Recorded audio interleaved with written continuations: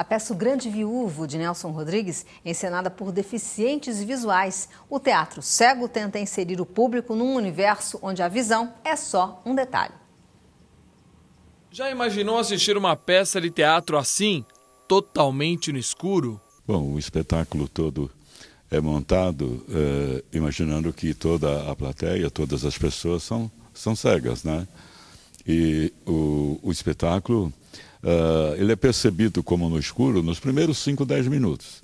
Depois disso, você começa a se inteirar na peça, começa a se acostumar, o espetáculo corre, você assiste a peça, se diverte, ri, e até esquece que não estava vendo. Você vai usar os outros sentidos, porque aí o teu ouvido, o teu faro, você começa a perceber os insights e tal, e se diverte como se fosse, bom, como se fosse um cego assistindo espetáculos. Como que é um pouco para vocês conseguirem passar para o público que não está vendo nada, a peça totalmente no escuro, passar um pouco dessa emoção? A gente sabe que a peça tem os seus altos e baixos, tem a parte dramática, tem a parte engraçada. Como que é passar essa emoção sem que as pessoas estejam vendo? A gente teve um treinamento, né, todo o período de ensaio, foi muito enfocado isso, da gente passar tudo pela voz. Pela voz. E a gente que já tem uma deficiência visual, a gente já é muito mais ligado na voz das pessoas, a gente já está mais acostumado a perceber a emoção do outro pela voz.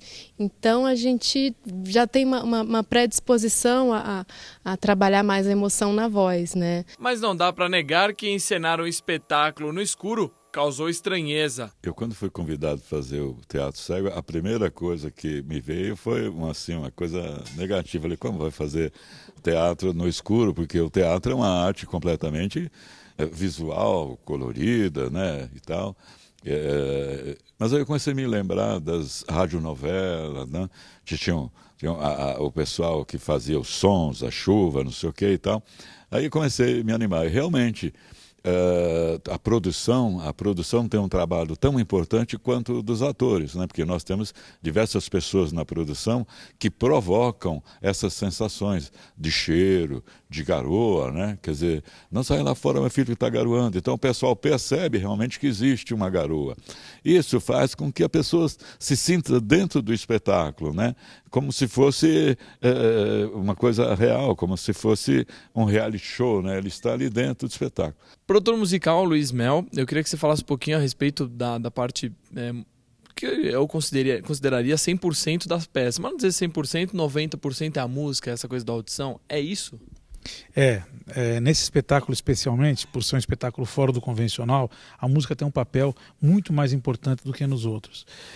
A gente cuidou para que cada local, cada cena tivesse a sua música característica. Como a gente está totalmente no escuro, a música situa as pessoas, né? Duas coisas que situam muito as pessoas: os sons do cenário, as portas, as escadas e tal, e a música. Porque a gente tem sempre essa ideia de que o cego é aquele cara coitadinho que não consegue atravessar a rua, né?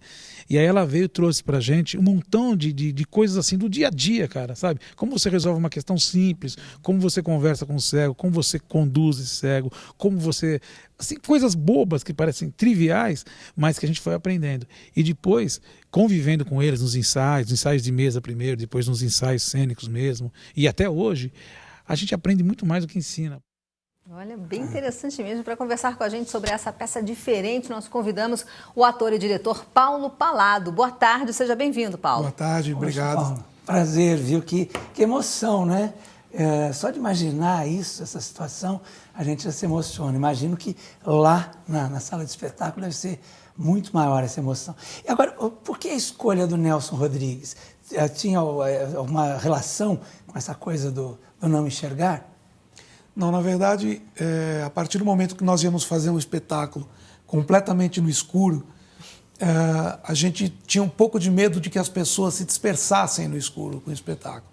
Então, qual era a ideia? Fazer um espetáculo em que as pessoas já entrassem no teatro com um prévio conhecimento mais ou menos do que estava acontecendo. Todo mundo tem um pouco do conhecimento do que é o Nelson Rodrigues, né? Entendi. Então, quando o espetáculo começa, as pessoas já se situam mais rapidamente sendo o Nelson Rodrigues, entendeu?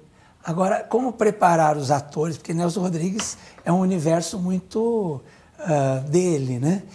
Como preparar os atores, além da questão da visão aí, tal, também para um espetáculo desse, cheio de nuances. Nelson Rodrigues também teve muita importância nisso, porque como o espetáculo acontece completamente no escuro, a gente precisa ter uma definição muito característica de cada personagem, para que as pessoas não confundam os personagens no escuro.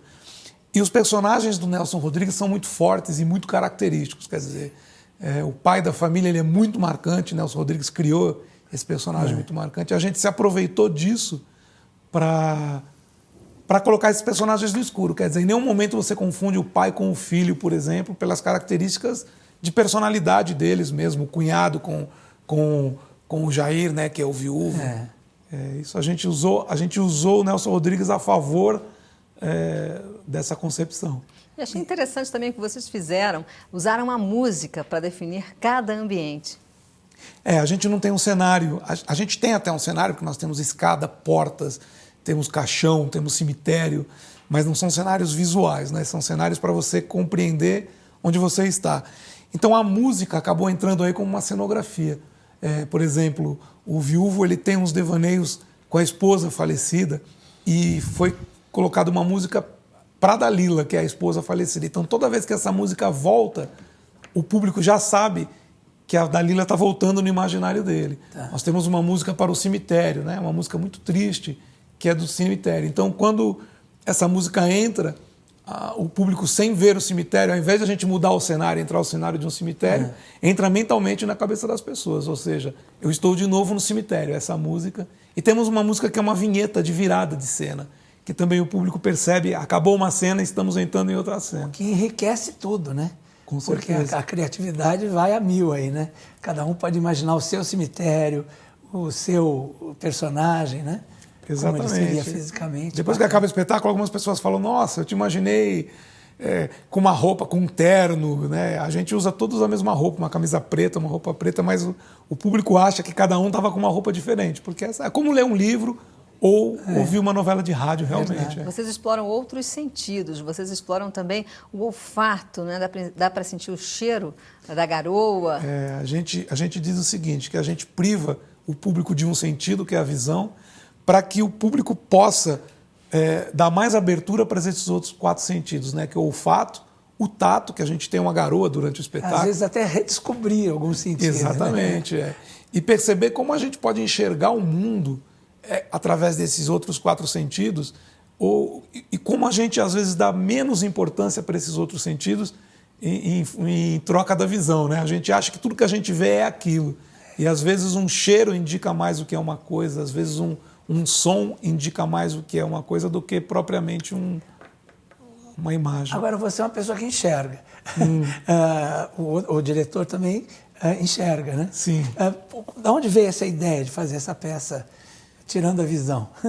Esse formato de teatro surgiu na Argentina, na década de 90. Surgiu em Córdoba. E teve um pessoal de Córdoba que levou isso para Buenos Aires. E em Buenos Aires eles criaram um centro de teatro cego lá. Ou seja, existe um teatro onde todos os dias, todas as peças, um dia é comédia, um dia é um musical, todas as peças são nesse formato de teatro cego. A gente, quando ficou sabendo, foi lá assistir e gostou demais e trouxe a ideia para cá, né? E aí a gente montou aqui, mas a gente queria realmente fazer alguma coisa que tivesse inclusão social. A inclusão, porque tem 2 formas de inclusão aí, né? Você trabalha com profissionais que são deficientes visuais, nós temos 4 deficientes visuais, 3 são atores e a Paula França, que é a produtora. E que é a forma de incluir esse profissional com deficiência num trabalho que dificilmente ele faria normalmente no dia a dia, né? E também incluir o público no mundo do deficiente visual.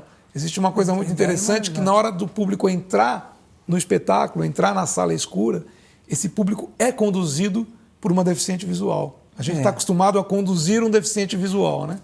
Mas no teatro cego... Eu estou aqui hoje sem voz, eu estou percebendo como é importante a voz, né? Como é que é fazer essa preparação vocal dos atores para um espetáculo baseado na voz?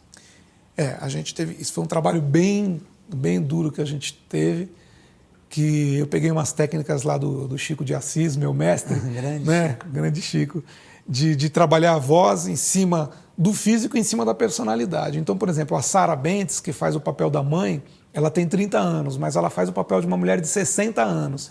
E em algumas cenas ela faz a Dalila também, que é a idade dela.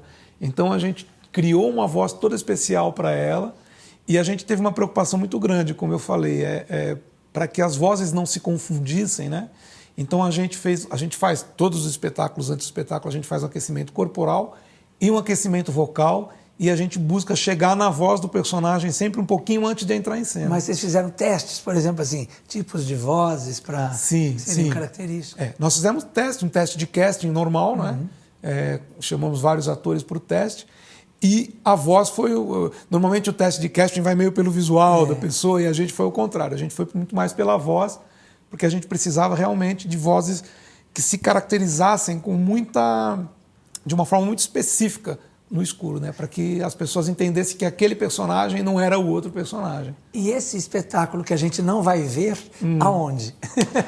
Ele está no Tuca Arena, que é na Rua Monte Alegre, 1024. Estamos lá às sextas, 21h30, aos sábados, às 21h, e aos domingos, às 19 horas, até o final de julho agora, dia 28 de julho. Agora, eu me emocionei aqui só com a ideia. Eu queria saber como é para vocês, para a gente encerrar, como é essa emoção de todas as noites fazer esse espetáculo e essa reação do público. Como é que isso mexe com vocês? Antes de tudo, eu quero te convidar, você e toda a tua equipe, para se emocionarem ao vivo lá com a gente. Vamos sim. E para a gente realmente é muito emocionante trabalhar com esse outro sentido e a resposta que a gente tem de público na saída.